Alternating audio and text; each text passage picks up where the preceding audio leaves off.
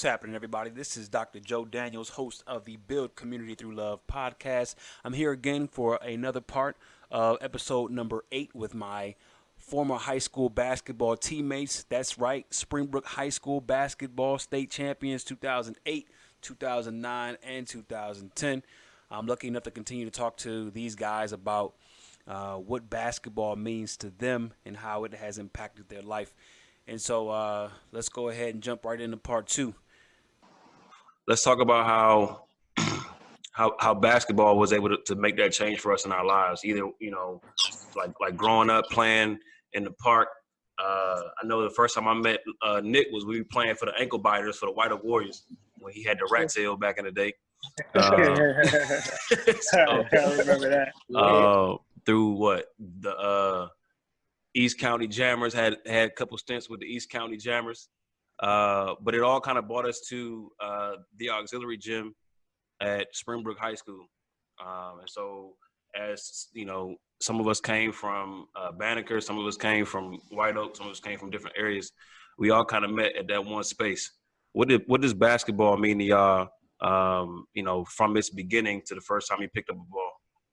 And Nick, let's start with you. For me, I grew up with, I was a Moon and Jeremy. We were like 4 years old, maybe 5 years old, playing basketball. Like, that's our first impression of sports. Like, and it was heavy. It was a lot of heavy hitters. We were really good because we learned competition at a young age, competitiveness. And it was healthy competition because we learned between the lines, you don't have no friends.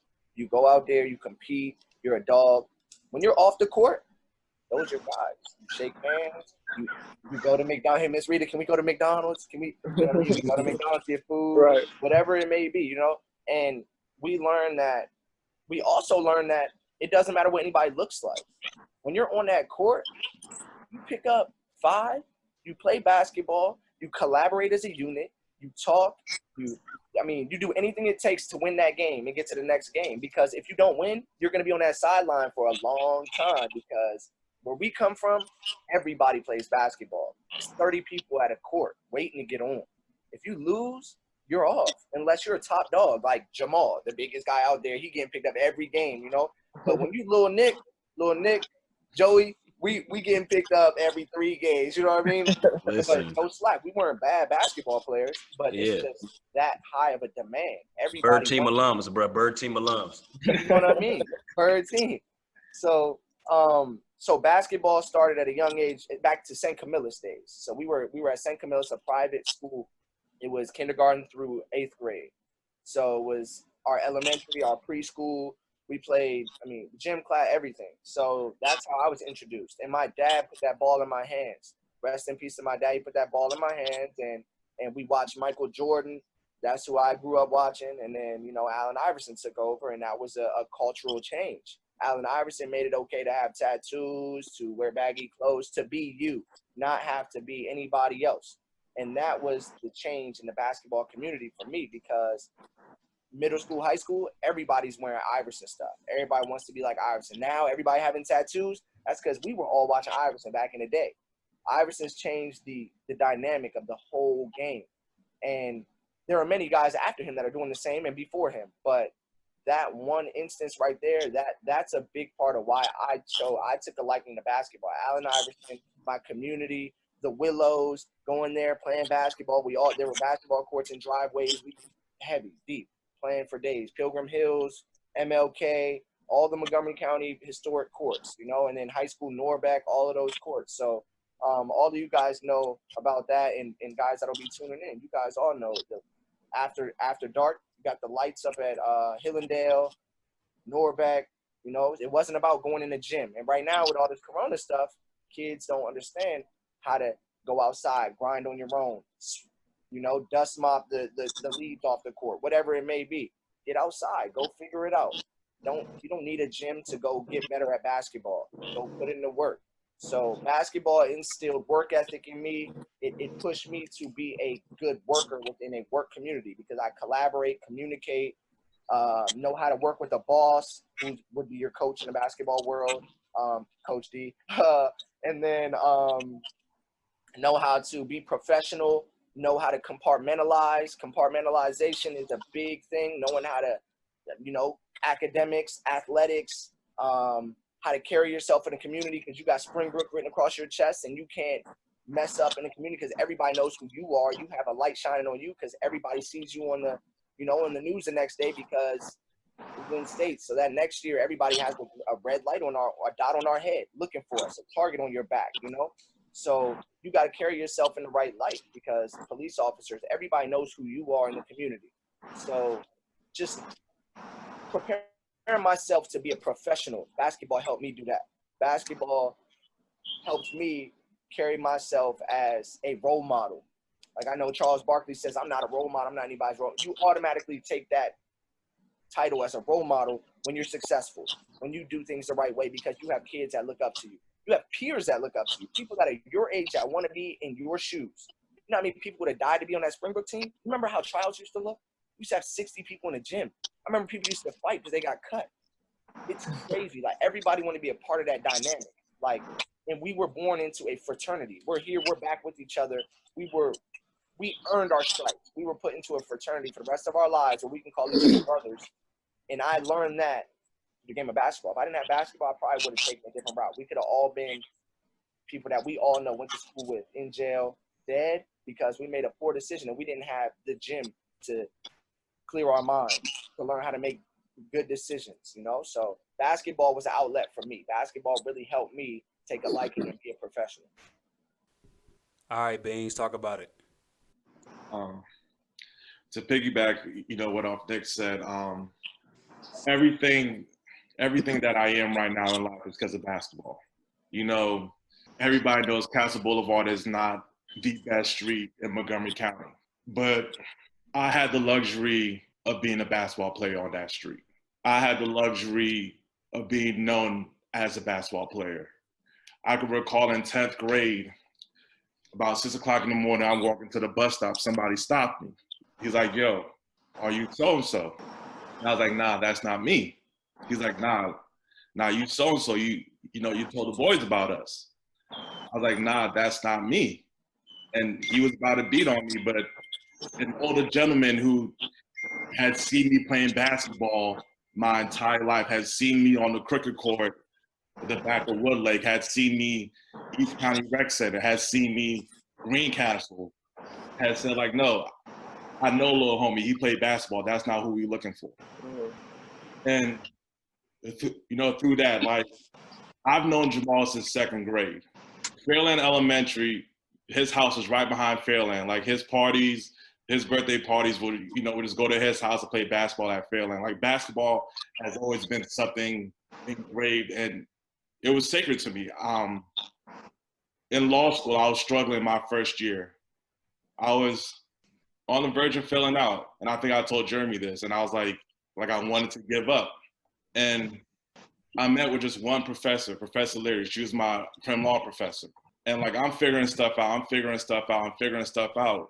Yeah. And then she asked me one day, like, did you play sports in college? I was like, yeah, I played college basketball. And she said, I could tell. I was like, how? She said, just pure perseverance. That will continue even when you're back and you're failing. That fight to not give up. Only athletes have that type of fight. And basketball gave that to me.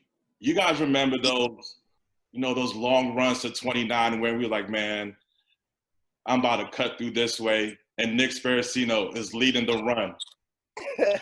Little Nick is leading that run. Every time. Ibu, Torre. Leading the run. You guys remember, like, Ibu, how good that 2008 and 2009 team were, where we were fighting each other in the gym for playing time. Mm-hmm. Because everybody wanted to play and everybody thought they deserved to play. And basketball taught me how to fight. It taught me how to fight for everything I wanted in life. And I am appreciative of basketball for doing everything it did for me, because I would not be an attorney without basketball. Yeah, I'm going to piggyback off you and your professor, Baines. I actually love that. Yeah, Jeremy, go ahead. Did your professor play sports too? No. Okay. But It's just funny to me that your professor could pick that up, because I agree with that wholeheartedly.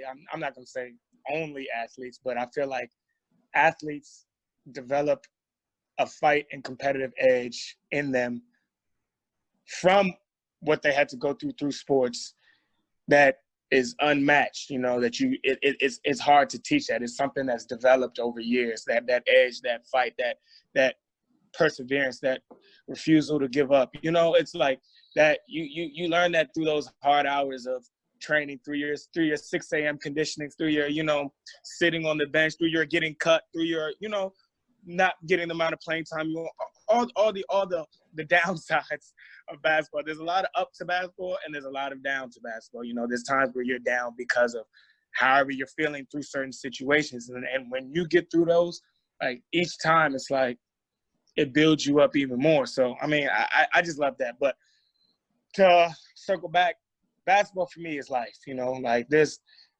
Since I was a kid, that's all I've known. That's all I've loved. That's all I've cared about. Basketball is life for me, you know, like from a young age, like Nick said, I'm like 4 or 5 years old playing. All our pops put the balls in our hand.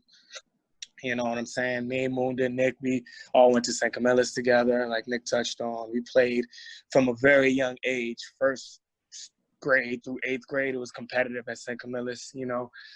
Left center. I was at private school my whole life up until junior year at Springbrook. So I played St. Camillus K through 8, and then I went to DeMatha freshman and sophomore year. It was either an even tougher environment there. You know, that's DeMatha, that's powerhouse. You know, that's Maryland's best. So going through there, making the teams. You know what I'm saying? Playing very competitive. It just gives you this edge, man, and like, it transfers over to life, you know. It's, and that's why I encourage everyone. It doesn't have to be basketball. I encourage everyone to put their kids in sports. I encourage everyone. I think it's mandatory that kids should grow up playing sports. I mean, whatever they like, there's no specific sport, but whatever they like, because it just carries over. Like all my skills, whether it's my people skills, whether it's the idea of camaraderie, whether it's, you know, dealing with struggle, dealing with tough times, you know what I'm saying? Not getting the results. When you put effort into something and you don't get the results you're looking for, whether it's basketball or not, you take a huge blow. You know, that hurts.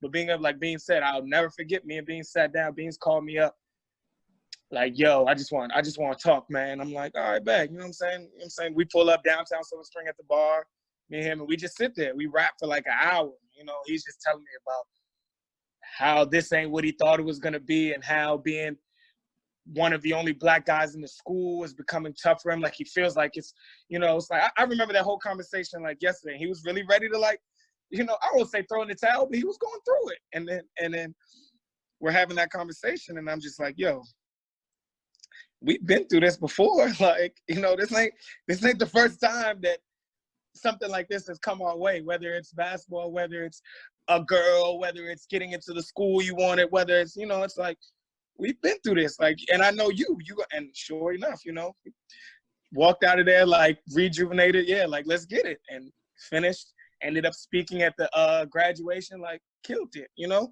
So it's like, I just feel like without, and the biggest part of it for me is basketball creates a family, man. Like, the family and friends that I have around me, everyone that's close to me, everyone that I deal with, everyone that I love, is like, basketball has created that fraternity, like Nick said, for us, where it's like, we're so close, where we have so much that we can relate to, because we put in so much hours together, whether it's working out, whether it's playing against each other, whether it's playing on the same team. It's like, we've been around each other so much. Even when we're not around, we're able to talk, we're able to stay close because of what basketball has put us through, and we're all able to relate. So me personally, it's like, this is why I also started Life Through Hoops, because it's like, for me, this is what I love. This is what I have a passion for. This is what has helped me become the man I am today. And I want to be able to pass that on. I want these kids to understand that, you know, and again, I don't want to just emphasize basketball. Sports can take you a lot of places. Like, I've been able to see the world. Like, I've been all over Europe. I don't know if I would have traveled like this if it wasn't for basketball, you know? So, yeah. I don't know. I love where we come from. I love the 2008, 2009. golden years for me. I'll never forget those years. I'll never forget those 2 state championships. Our junior year, 61-57. I'll never forget that score at Comcast. It's like those years are like embedded in me, you know? So it's just basketball is everything. That's me. Basketball is everything to me. Man, I still live my life like I'm down 18 with 3 minutes to go in the third. Hey, Pick it up, Munda. that's what I was gonna start with. It's like, imagine like, you know, it's just to talk about the type of people we had on that team, like the type of people we are. Very resilient, you know, like we won comfortably for almost, you know, majority of the season. We look up, this is the state championship game. We down 18, like in the third quarter. And it's like we found a way, piece by piece. You know what I mean? You chip away, you get that W. And, You know, chipped away. Coaches gave up on us. I mean, yeah, it's Facts. crazy. Coaches I mean, did you know, give up. Special. definitely special. But for me, I mean, overall in basketball, it's been I've learned so many tools just through basketball. I love it, still love it. You know, obviously I'm still heavily involved in the sport, just in a different capacity. But I feel like, you know, I've had my highs and I've had my lows of basketball. It's, you know, high school, of course, that was 2008 was amazing. I still remember the score. All those memories are very special to me. I mean, winning that state championship, having the police escort to the game, you know, that pretty much a parade afterwards, you know, it was cool, you know. Then for me, college, you know, I went to 3 colleges in search of the right fit and never really got it. But along the way, you know, I got brothers, you know, friends, lifelong friends that's going to be at my wedding and all that. Like I have, you know, I learned, you know, true discipline, sticking to a schedule, you know, writing out a list, checking it off like that. Like, and I still remember what it was 2011. It was when I decided I was going to take my second semester. I was registered and I was going to make 10,000 shots. I did that. Started in January and finished in May. You know what I'm saying? So it's not something that you accidentally do. You got to map it out from, you know, each month. How many days in this month? All right, well, I got 4 months total, whatever, before we leave. How many do I need to make each day in order to hit that goal at the end? You know, so, you know, I mean, college was a very definitive period for me. Basketball as a whole has been, you know, just a great gift in so many ways. And obviously I'm not playing anymore. And truthfully, I don't really feel like I was able to, you know, in college, like really display my abilities to my best ability. You know, those different stories, you know. Fun fact, all 3 of my coaches ended up getting fired right when I left. but you know, so it is what it is, though. And I remember I was talking to CJ, and, you know, a lot of people, they can't move forward from the past, whether it was good or bad. And it's just like, for me, it wasn't hard for me because I don't feel like my only gift was to play basketball. I don't think that that's the only thing I was ever good at. I don't think that the best of my memories are behind me. If that's how you feel about yourself, if that's how you feel about your life, of course it's going to be hard to move on. You feel like what you've experienced is already the best that you'll ever see. So, I mean, of course it's going to be hard. And it's just like, bro, you can be great again. You can be great again. And it's just like, now I'm taking these talents and my skills and I'm transferring them over to, you know, being a sports agent, you know, and so far I'm proud of the progress that I've made so far. You know, I feel like it's just been a great ride for me, and it's going to continue to get better. And, you know, like I said, we just going to take that down 18 third quarter championship mentality and apply it into the sports agent or whatever it is that we all doing. All right, Jamal, what does basketball mean to you? No, that's real, Munda. That's real, man. I know for me growing up, basketball wasn't always so serious. Like what Bean said, you know, at Fairland, it was always fun. Even middle school, part of me did it because I wanted to be cool. You know what I mean? Like I wasn't the best basketball player growing up. But I don't know if Beans remember, but I remember right before we came to Springbrook, you know, Summer League, Coach Alker from Banneker had told us, like, you know, why are you going to Springbrook? Y'all not going to play there. you know, and I think that was the beginning to my fire. That man's a fool because he cut me. Yeah, the guy, a full-grown idiot, man. You know, And and then even asked me to recruit his players. yeah, that kid is, man. Look, if I could see him to this day, I would just, you know, I would love to just show him my collection. And had a deep conversation with him all. I show him my jersey, show him my collection, and it's telling me he was wrong. But even before that, like when I was My collection. I was always different from Abby and Kareem. I don't know if you guys know my twin brother, obviously, but my older sister too. They were always academically above and beyond. Like they would go above and beyond academically, and I was always the kind of guy that, you know, academics was just never really me. You know, I'm gonna be honest, never really been interesting to me. So growing up, you know, they were kind of the leaders in my family, where I was just falling to the wayside because, or, you know, considered a black sheep in my family because, you know, academics wasn't really me, you know. And, you know, when I found basketball, you know, that's when my passion started growing. You know, obviously through middle school, you know, I just told you that story. And then boom, you know, I'm in the fire in ninth grade from high school. And basketball's even still fun then, but then I meet, you know, Jeremy and Munda, and I tell them this all the time. You know, that's when basketball started shifting from fun to I gotta win. I you know, I gotta be the best. You know, I don't know what they come from, you know, but it's like when they came around, something just sparked. You know, they always had this kind of fire in them, this competitive fire in them that I never really recognized because it's just been fun. Like I just wanted to play ball because that's what everybody on the boulevard did. That's what everybody at Manicure did. It was always just fun. But when I started realizing that there's so much more to this game, that there's so much untapped potential in me, that's when it became more so a business. That's when I hated losing. I hated losing to Jeremy. I hated losing to Munda. I never forget this one day at East County.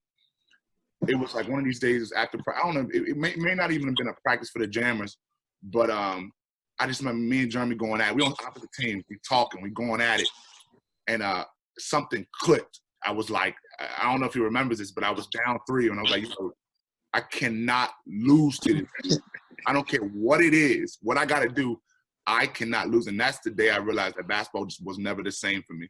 Them Pilgrim Hills days that we would go there, that was a outdoor court, you know, right by the crib. The worst, by the way, we just made it work. Oh yeah, exactly. It wasn't the best court, but you know, it was like that's where really like we would bleed, we would fight, you know, we would sweat, and this is a 90-degree weather, you know, and there wasn't no foul calls back there, you know, and that's where it kind of like continued to grow. Obviously, we all played AAU together. Obviously, you know, Springbrook was huge. You know, all the relationships we've met, all the relationships we've made through basketball, you know, have kind of catapulted us into our, you know, selective fields. You know, I'll never forget even leaving Springbrook and going on my own to LIU. I was able to build the career that I have today because of what I learned from the people I played with at Springbrook. You know, I was on my own. I went to LIU. We weren't so good, but we were able to, and we were blessed. Don't get it twisted. All of our favor has to do with, you know, our Lord. But I was able to kind of help create a culture of at LIU because, again, I was in my prime. I was a boy. I was a kid that came in that didn't really accept losing at all. You know, I wasn't going to come in and be okay with winning 10 games, 12 games. First year, we won 17. Second year, we won 27. Year after that, 25. Year after that, 22. 3 championships in a row.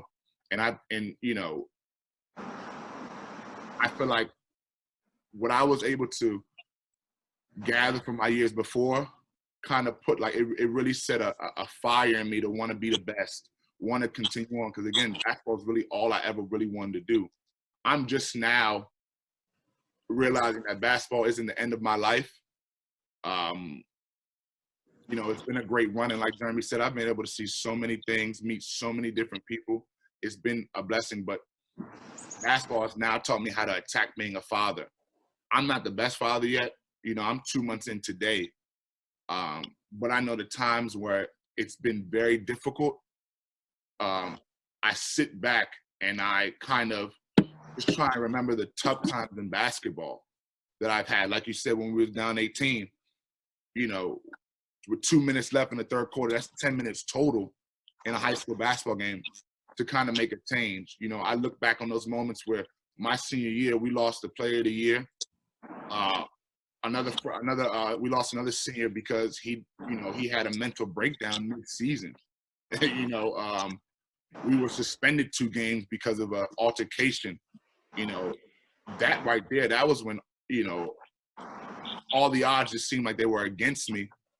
And I was able to, you know, my team, we were able to kind of rally together and make something of a season that seemed to be over with, you know. And now I'm in another fight of my life. I'm in another fight of my life with my son to you know, obviously build a man that's better than me, you know, raise him on the right core values in a world where people don't like black men, you know, but I won't give up. I won't waver because of basketball, you know, and that's been the best part to me, you know. It just taught me so many different things. It's put me in fires that I'm able to just get out of just because I persevered. You know what I mean? We've all persevered. You know, to even hear that story about Beans, you know, it was heartwarming to know that, you know, you were at your wit's end, but you didn't decide to give up because of where you come from. You know what I mean? And I've seen Beans grow up from a young boy, man. You know, like he said, 2nd grade. You know, and it's so beautiful to see where he's at because of basketball. Somebody like Jeremy, you know, he's the one who came to me for life through hoop. You know, it wasn't my vision. It is my vision now, you know, but because of basketball, he's able to see clear. Munda, you know, he's an NBA. You know, there's not much I need to say about Munda because he's always been a trailblazer in anything he's ever done. I remember that 10,000 shot story. I can see you now and the way you work business-wise. You've just been, you know. Hey, Ma, and Munda will call you out in a second, too. Oh, for sure. Yeah, he will. He called me this morning. He made sure I was up. Called me at 9:50. Mind you, I went to sleep at 6. You know, he called me at 9. You know, I wasn't gonna miss this, but I'm glad. You know, that's the kind of guy he is. I don't know. Right there and there, that's all you need to know about Munda. He's about business. Even Nick, man. Nick, I remember them East County practices and Springbrook practices. You know, you always you've always had a chip on your shoulder. I think if anybody I've ever known, you've always had the biggest chip, you know, because you've never been the biggest, you've never been the fastest, but you've always had the biggest heart. And I can see it in you now, and I can see it in today, even the way that your kids react to you at long, but people pay attention to that, you know, and that's what I love about you. You know, you've always been able to just persevere. I think that should be the name of this, you know, this segment is perseverance, man, you know. And obviously you, Dr. Daniels, needless to say, man, you were a great basketball player, you know, at Springbrook. You had a great heart. Even Joya, your dad, you know, those are people, you know, we'll never forget. And it's just so good to see what basketball has been able to do for you. You know, you're a doctor. We got lawyers. We got coaches. We got agents. I'm going to piggyback on saying it's not a surprise to see where Joey's at. We knew that. We knew that from back in the day, man. Like, just how intelligent he was. And one of the things that sticks out for me, between him and his dad both, they're just great people, man. Great people to be around, you know? Sure, you know, you can't put a price on that. You can't put a price on it. And I think one thing we all hold, another thing, too, and again, I'm going to touch on this again, it's like, you know, our faith, man, faith in God, faith that things will continue to get better. You know, it's pervasive in all of us, man. And I love to see it, you know, especially with you, Dr. Daniels. I see what you're doing off the court, you know, and it's heartwarming. It's, you know, it's fueling, you know, it's everything you want to see from where we left off 10 years ago, you know. And I'll just add one more thing about, because Jeremy touched about that speech. I remember just walking up to the Basilica and walking up that stage, the first people that I looked down to see, Jamal, Jeremy, and Munda. Front row at my law school graduation. Mm-hmm. Jamal said, man, Beans, you didn't even look at it. You did that whole speech without looking down. I said, as soon as I saw you guys, I was comfortable at that point. Because I knew at that point I was just talking to family. Right. That's real. Yeah, man. We always had guys that got our back, and you know they got your back. Like, right. in them trenches, like, hey, as guards, personally, we knew we could press up on defense. And we knew Ball, Ebu, Bean, Big Nick, Darn, we knew they were throwing that thing to the cheerleaders in the crowd if we got That's right. we couldn't block the shot. Only thing we had to worry about was more fouls. I had like a split love between football and basketball. I think my love heightened for basketball for football because y'all got so good at basketball that I wasn't able to keep up. So, but nah, the thing that basketball taught me, man, was to always be ready. Is to always be ready when your name is called. And, you know, I took my happy space at the end of the bench because I had issues with our leadership, man. I just, you know, it was hard for me to come to practice every day and work, you know, just to get to the realization that it was no chance that I was playing. I mean, I don't know if y'all knew this, but there was plenty of games where I didn't wear my jersey. I just had my shooting shirt on. I never knew that. So I look, I'm like, dirty up a jersey during warm-ups because, you know, we was working hard during warm-ups to get our little bounce in, to get our dunks in for the game. Nah, I remember we played Paint Branch, we played Magruder, and I want to say we played Blake. And I ain't wear my jersey for any of them because I'm like, there's no way you put me in a game for 30 seconds after being up 30. Like, I'm not doing that. Right. So, you know, for me, I had to eternalize it and say, all right, well, you know what? I may not be able to get in, but I'm always going to be ready because when the opportunity comes, I got to be ready. And so, like Beans, you just, you know, you transition and you transfer that competitive edge into something different. And so the moment I got to A&T, everything about my academics became everything I wanted sports to be. You know what I'm saying? And I can remember seeing Jamal playing Greensboro. Weren't you in Greensboro, bro? When you played, you was Charlotte. You know, we was in Carolina. It was played Greensboro. We might have played in Greensboro that year for the tournament. Bro, I was trying to get in there, bro. I was trying to get tickets, but I couldn't afford them. But I was over there like, bro, I need to get to this game. But not. And then I think the same season I seen Moonda at Claflin at the end at the CIAA tournament. Yeah. No, you playing at Fayetteville State. Fayetteville State. Yeah. So, but anyway, man, it was always just like, all right, just be ready because once your opportunity comes, it's gonna be yours. And so I remember I took that same aggression of being like, man, when is my opportunity gonna come where I can step up and I can perform? And I remember performing on my first calculus test at A&T and got like a 94 on that jump, and I was like, oh, this is it. And so like when everybody else was doing whatever, I was in the library studying. Like I always thought of the library as my weight room, and I was always going to get bigger and stronger and faster. And so 5 semesters in college, I had a 4.0 because of that grind. I was like, I'm not letting nobody take my opportunity away from me now because, you know, this is my time to shine. I finally get to have the green light where I can shoot.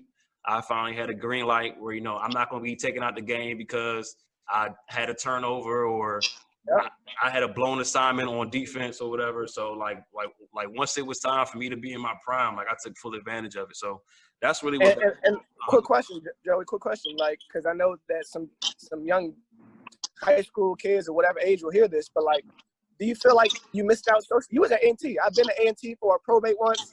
A&T is something special. Like, oh yeah, absolutely. Like, it's possible. Would you say it's possible to get the 4.0 and enjoy yourself? Did you have a good time at A&T? Yeah, I mean, you got to sacrifice, right? You still got to sacrifice sleep here and there. You got to do whatever, but you just got to put everything in its proper place. You got to, I mean, you know, like while we came to have a good time, you know what I'm saying, you still got to get your grind in. Like the same grind that you had to figure out how can I talk to Shorty while still being able to get these 10,000 shots up? Right. You know what I'm saying? Like still, it's the same thing. You know what I'm saying? Exactly. But you always had to know what time. You always had to know when it was time to leave. And a lot of people don't know when it's time to leave. Yeah. Everybody, you have to know. All right, well, at some point, I got to get back. You know what I'm saying? And so it was always like, all right, well, if this is the ultimate long-term investment, I got to find a way to get back to what's going to make that long-term investment come to life. And so it's that compound interest. Like you just got to keep putting time in.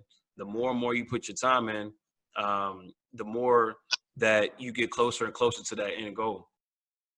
And to me, it's just crazy because it's like, I was trying to do the math and I'm like struggling, like, hold on, like, no, it really was 12 years ago. Like since 2008 was 12 years ago, which is crazy to me. And it's, you know, like I said, to me, I'm inspired because look at what you guys have done since that point. And it's just like, it's only going to get better, man. I just turned 30. 30 to 40 is a whole different ball game. We just doubling up, we taking up a few notches. So, I mean, it's real cool for me, just seeing the progress and seeing the growth. And, again, like I'm looking forward to what comes next, All right, that's the end of part 2. Stay tuned for part number 3 as we talk about the importance and the role of coaching and mentorship. Take it away, Tiff.